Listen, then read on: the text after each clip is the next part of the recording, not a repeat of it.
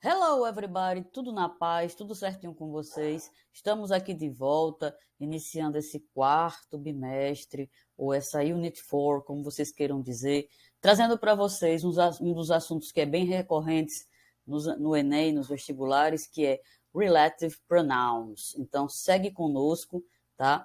Para a gente compreender e a gente já começar a utilizar. Então, vamos lá.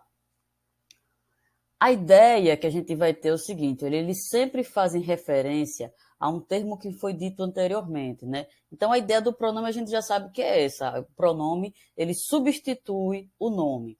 Então, assim, eu vou retomar algo que foi dito lá atrás, tá certo? E qual é a ideia dele, né? Qual é a função dele? É essa aí, olha, to link, fazer uma ligação. Essa ligação de fazer o quê? Connect, de conectar, né? Então, é o seguinte, para a gente compreender os relative pronouns, a gente vai ter que ter conosco aquele conceito que a gente vê lá dos pronomes, que é o seguinte. Em inglês, nós temos dois tipos de gêneros, né? O gênero pessoal, que refere-se a pessoas, seja singular ou plural, e o gênero neutro. Quando a gente fala em gênero neutro, a gente pensa, né, em tudo aquilo que não é pessoa, tipo um objeto, né? Tipo um animal, uma coisa, um sentimento, qualquer coisa ligada à natureza. Beleza? Então, vamos lá.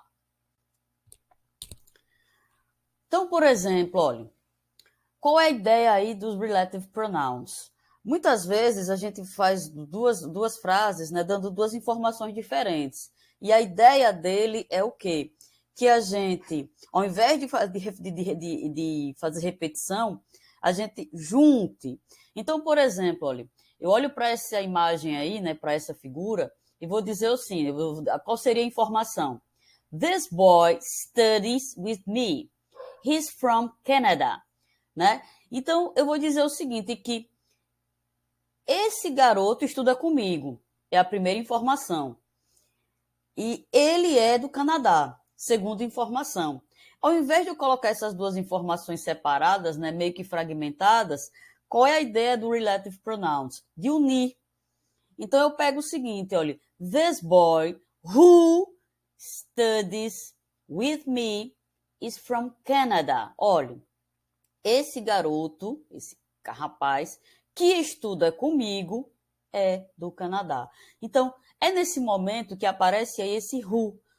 Oh, teacher, mas who não é quem? Sim, who, no caso, enquanto pronome relativo, ele vai ganhar um novo significado, que vai ser normalmente que, qual ou qual, né? Porque aí se a gente colocasse a tradução como sendo quem, não faria muito sentido. Mas quando a gente coloca a tradução como que, aí faz, olha, this boy, este rapaz que estuda comigo é do Canadá, né? Então, a gente vai então levar conosco a seguinte informação, que who, nesse caso aí, no contexto, eu gosto de dizer que who significa que e que refere-se a pessoas. Ele vai estar retomando sempre quando o meu sujeito lá na frase for uma pessoa, beleza? Então, guarda aí, who é usado para pessoa, tá? Ele vai estar retomando, ele é um pronome relativo que retoma pessoa.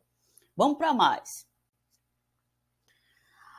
Aí tem a frase do Confucius, né? É uma quotation, é uma citação que ele vai dizer, olha, presta bem atenção, pay attention. The man who says he can and the man who says he can't are both correct, né?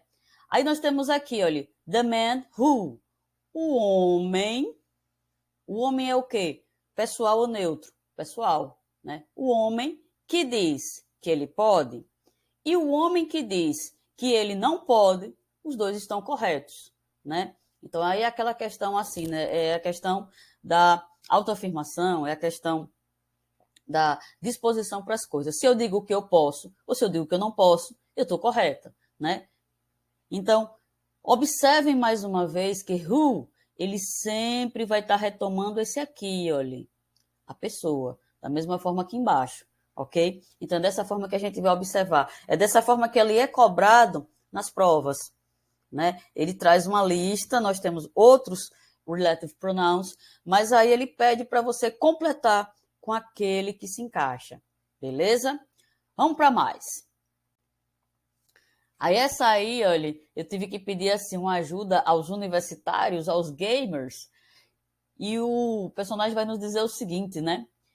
In the ninja world, those who break the rules are scum, but those who abandon their friends are worse than scum. E eu fui procurando o que era scum, que era uma palavra assim que eu tinha visto há um tempão, né? Scum, escória, né? Então ele vai dizer que no mundo ninja, aqueles que quebram as regras, né, são considerados escórias, estão fora, né? Aquela pessoa que não é de confiança. Mas aqueles que abandonam seus amigos são piores do que a escória, né? Pior do que lixo, é como se fosse assim.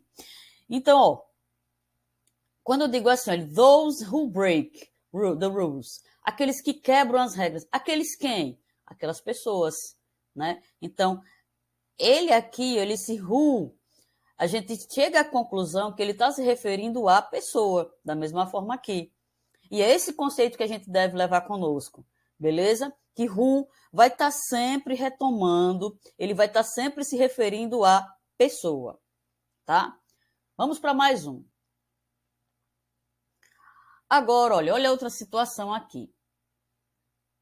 Aí nós temos, Dad, who is a lecturer? Aí ele vai dizer, o pai vai dizer o seguinte, né? Someone who talks to you in your sleep or makes you sleep. É uma crítica aí aos conferencistas que ele vai dizer, pai, o que é um conferencista? Aí ele vai dizer, alguém que fala com você quando no seu sono, né? Ou que faz você dormir, né? É essa ideia assim, né? De que dá aquele soninho. Então, observe o seguinte, olha, esse someone veio coladinho com who. Então, someone refere-se a quê? Person, a pessoa. Porque someone é alguém. Alguém refere-se à pessoa. Então, aqui, eu retomo esse someone usando who. Beleza? Agora, vamos ver o seguinte. E quando não é pessoa? Quando é neutro? Quem que a gente vai usar? Segue conosco. Olha ele aí, olha. Which, beleza? Que refere-se a objetos, animais e coisas, sentimentos, né? A gente pode acrescentar, né? Então, which, ele é exclusivo para o gênero neutro, tá? Então, assim, nós temos dois. Nas próximas aulas a gente vai ver os demais.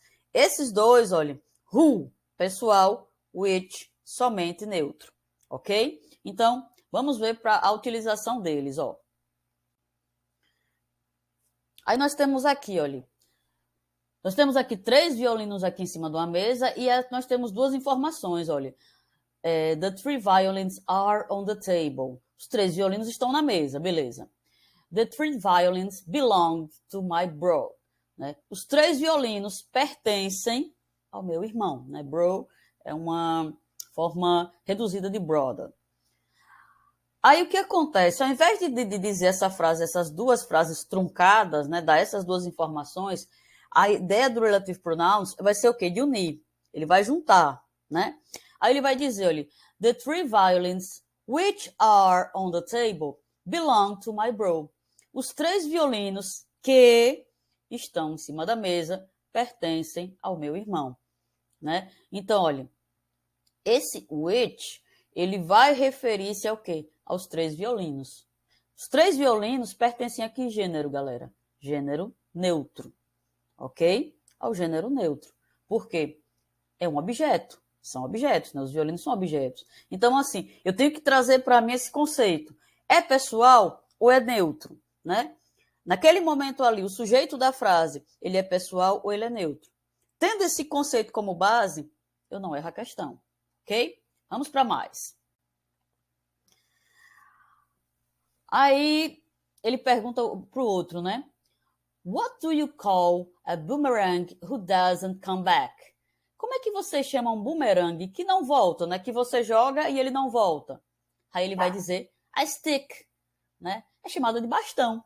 Então, olha, observem que aí, olha, boomerang e which. Aqui, ó, coladinho, olha. Então, ele retoma sempre o que vem antes, né? É a dica. Olha quem está coladinho ali, beleza? E which, que se refere-se a, né, que é que, e refere-se a neutro. Tudo aquilo que não é pessoa. Nesse caso aqui, o bumerangue. Beleza? Let's go. Vamos mais. A gente também vai encontrar isso em citações, né? Vai encontrar os relative pronouns em tudo. E aí o Nelson Mandela nos joga uma citação que vai dizer o seguinte: Education is the most powerful weapon which you can use to change the world. Ele vai dizer que a educação, né, é a arma mais poderosa que você pode usar para mudar o mundo. Então, isso aqui, olha, que a educação é a arma mais poderosa que. Então, esse que retoma o quê? Né? A educação, que é a arma mais poderosa, né? A arma mais poderosa que, né? Então, retomando o quê? Neutro. Galera, como uma trilha para vocês, né? A primeira trilha de vocês, que vocês poderão dar um plus no estudo, né? Vai lá e exercita.